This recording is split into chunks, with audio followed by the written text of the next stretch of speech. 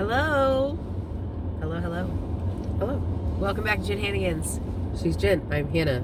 Two best friends, always up to something. Tonight, we're just trying not to be bored and snowed in. It's so cold. In case you don't know, Jen Hannigan's is like shenanigans. Like, I don't know. Yeah, People anyway. don't seem to know that. Sorry if you hear the heater. Sorry if my voice sounds bad, but it's 7 degrees outside, so we're not turning the heater off. And I thought about it. my voice is what it is. Started 2022 out with a massive cold. Yeah. Not the other thing that starts with C. I did check. But anyway. It was not COVID. No. But it was, well, if you live anywhere around Missouri, you know it was 70 degrees one day and 30 degrees the next, and then 60, and then 40, and then 30, and then 20, and then 70, and then 10. That about sums up the last week, right? Yeah, that's not right. Snow and ice. I just got out today. Anyway, whatever. That's not what we're talking about. No. We decided to make a video because we are still here, and we do still make videos, and we want to. And this topic, we're in a Mall parking lot. This is going to be interesting. We just started talking about this, and it's putting food in its place. Putting food in its proper place. We started talking about this because you said you don't enjoy food like you used to. Yeah, which was a poor choice of words. Yeah. It's that you don't look forward to it, right? When Hannah and I became friends, oh man, oh no, we used to sit around and watch Netflix. That was back in the days of Netflix, and we would eat large vats of pickle dip and crackers, and we would just I remember my husband would come home and he would just kind of look, because we were just like, we've told this story before, so it shouldn't be so embarrassing. We would make pickle dip with 2 things of cream cheese. We'd make a double serving, 2 things of cream cheese, 2 things of sour cream, ham and pickles. It's really delicious. We do have a lower point option, and it's amazing. Yeah, now, but we don't eat that large vats of it. We would eat all of it. So anyway, we used to do that, and so that was almost 3 years ago now that we've been doing this. Is for almost 3 years. It'll be 3 years in a couple months. So that food back then was such a different thing for us. Like, it was like the next thing to do in your day, or the thing to be excited about, or and so when I say I don't enjoy food as much as I did, I don't mean that in a negative way. I mean that it's not everything that I'm all about now. Like, there's, sorry if I'm here I look like I have a black eye. If I'm here I don't. So that's what we're talking about today, and it's so important for us to realize where food actually belongs in our lives and in our priorities. Because food used to be the only thing I look forward to in the day is what am I going to eat next? Yeah. And that's so not the case anymore. Yeah. So we were talking about how, we talk about enjoying food in moderation. Like, that's such a buzzword, and everybody talks about it, but we're developing the ability to do that. Right. Okay, so like for me too, back then, those days, I would only enjoy something like that food-wise if I was binging on it. And so we're learning, this is always an evolving process for us, but one of the things that we are learning and we are getting to is that we can enjoy portions of something, small portions of something, without it being a binge food. So you can enjoy that piece of cake without, that's better. You can enjoy that piece of cake without having to eat the whole cake in order to enjoy it. You know what I mean? Like, we were not enjoying the food. No. We were enjoying the feeling of like binging. and I wasn't enjoying the food. I was enjoying. It wasn't like we were tasting the food and being like, it was like being able to just eat what you want and it was that mindset. I can eat whatever I want. I'm going to eat whatever I want. I'm going to eat all of what I want. Yeah, so exactly. So it's learning that food can be enjoyed, should be enjoyed, but it can also be enjoyed in those small servings, and you can also enjoy the healthy things, not just the things that are sugar loaded and I get my most fulfillment. I mentioned this in another video. I got my most fulfillment out of meals that like are full whole meals that are good for my body, that I feel good eating. And that's the thing, when we weren't enjoying food, it was, binging was such a comfort, and it was something to fill the time in the day. It was oh man, food was a hobby. And not in the good way where you like make food and you're great at it. No, just eating it, that's all. I sound so weird to myself. So what we're getting better at and what we're doing more is identifying the binging behaviors. Like, normally for me, and I think for you, if I'm wanting to binge, if I feel myself wanting to binge, I'm not wanting that food. I'm wanting to feel something. I want to feel time, or there's something I am craving, or an emotion. So what we have got very good at doing is identifying what is about to lead to a binge and figuring out what is actually going to satisfy that. Is it a food that I'm wanting? If so, what is a very good, maybe a very rich, high point version of it that I can take and just have a little bit? I can't eat as much as I used to of anything, and especially those really rich foods. So I'll have a really rich brownie or something, and not binge on it because I can't. Well, and now, because of those things aren't a part of our everyday diet, you don't find yourself enjoying them as much. You know, like a rich brownie or a really sweet cookie or anything like that. I find myself actually getting a little bit overwhelmed. Yeah, and kind of just grossed out by it a little bit. You know, you don't find yourself like even wanting those things as much when. But for me, because we both have suffered from binge eating, like obviously we've that's where obviously we've had that problem, and so I'm getting to the point now in this journey that I can kind of see around what is like that desire to binge. So I can see that, hey, on the other side of this, I'm just not going to feel very good emotionally or physically.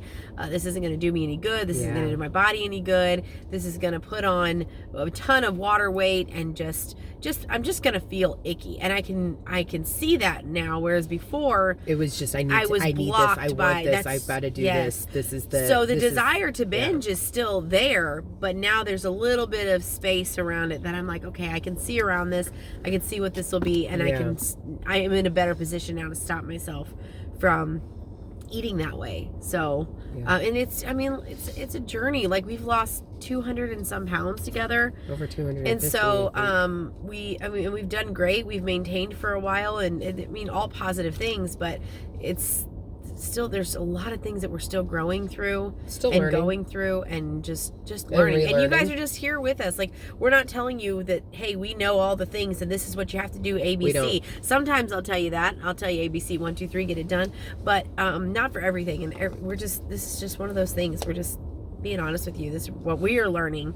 So with the whole theme of putting food in its proper place, like she mentioned, food was our entertainment before. That was all we looked forward to. Hey, what can we do tonight? What can we eat tonight? We're going to watch a movie, but what are we going to eat? Like, it wasn't about what movie are we going to watch. It's what are we going to eat? What are we going to make? Let's find a new recipe.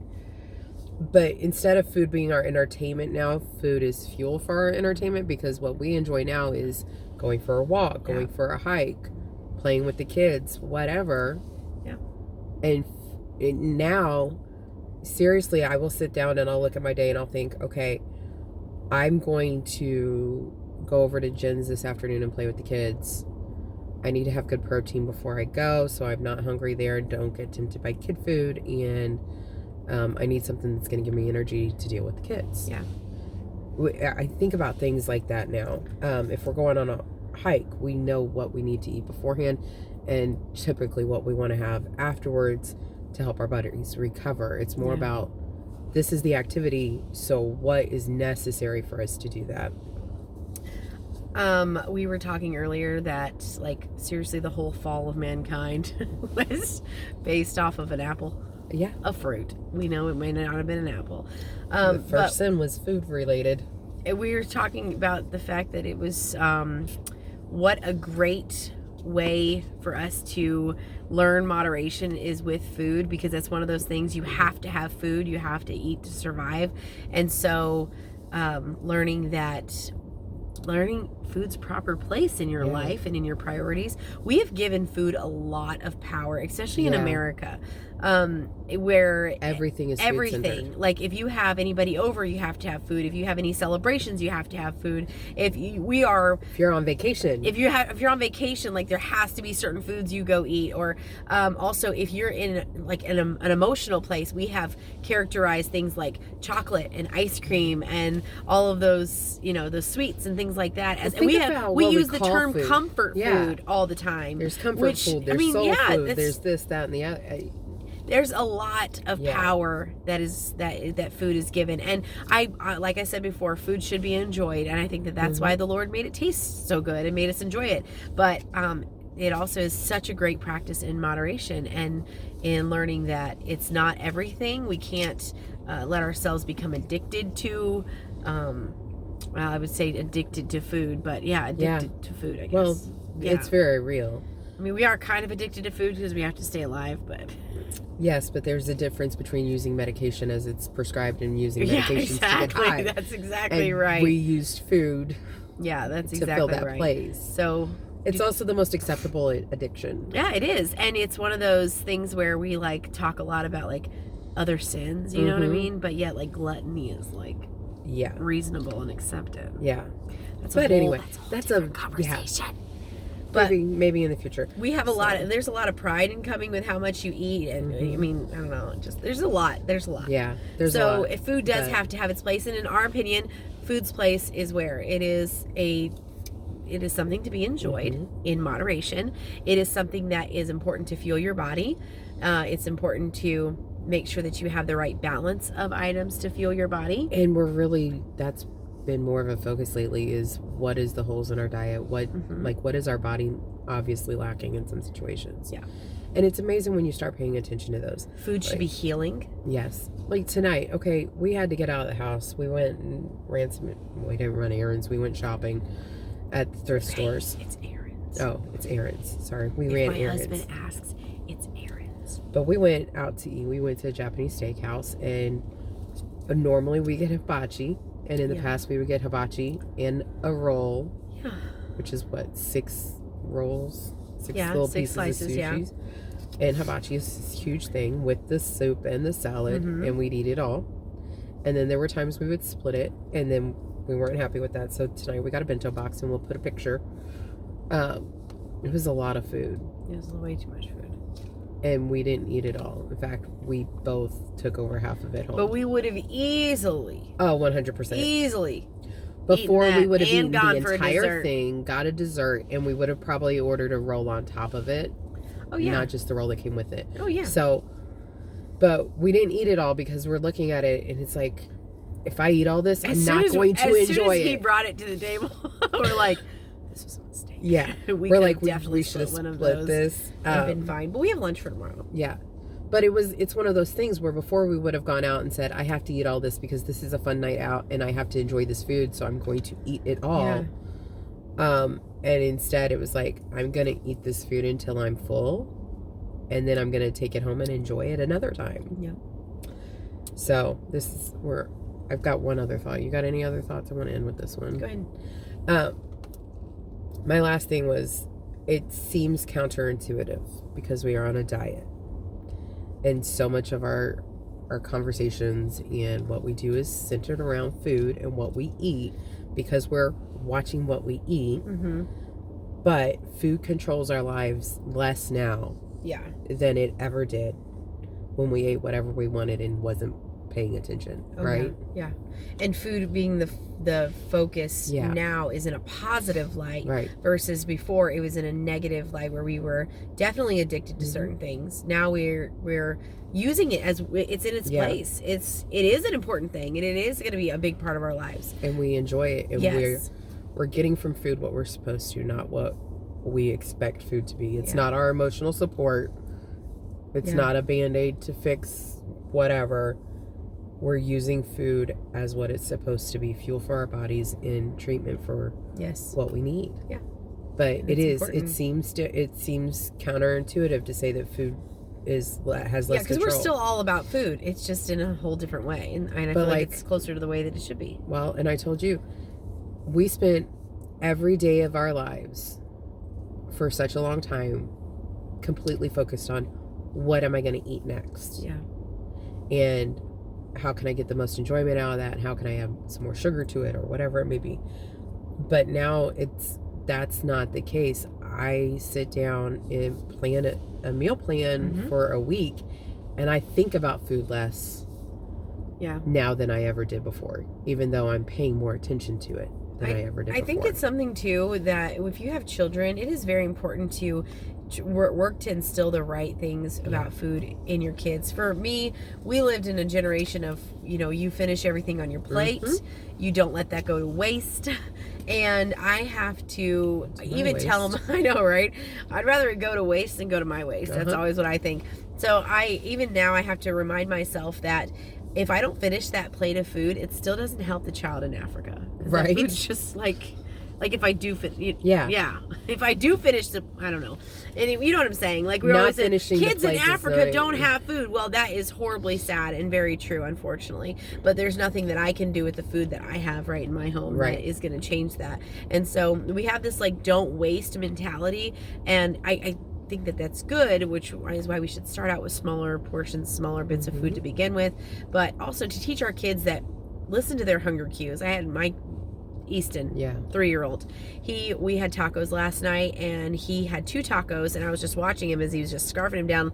Loved it. He got through his 3rd taco. He was about halfway done, and he drops it, and he goes to play. He's done. He had those 2.5 tacos, and that was enough for him. Like you, and I think that we're born with those natural instincts of I know when to quit, and we just slowly lose them over time because we dampen them with we have to eat everything that's on our plate, and we can't waste. And this is going to be the last brownie that I ever see in my life, oh my goodness. So you're like, I may never taste these good brownies. How many did that? How many of you, be honest, right before the new year was like, I've got to eat all the sweet stuff because I'm going to start a diet on January 1st. And then January 1st, you came and like threw away all your good stuff. By January 3rd, you're like, oh man, I wish I still had those brownies I threw away. Or like some of us are on the annual fast or whatever. How many people are eating a bunch of sweets this week because you're not going to have sweets next week?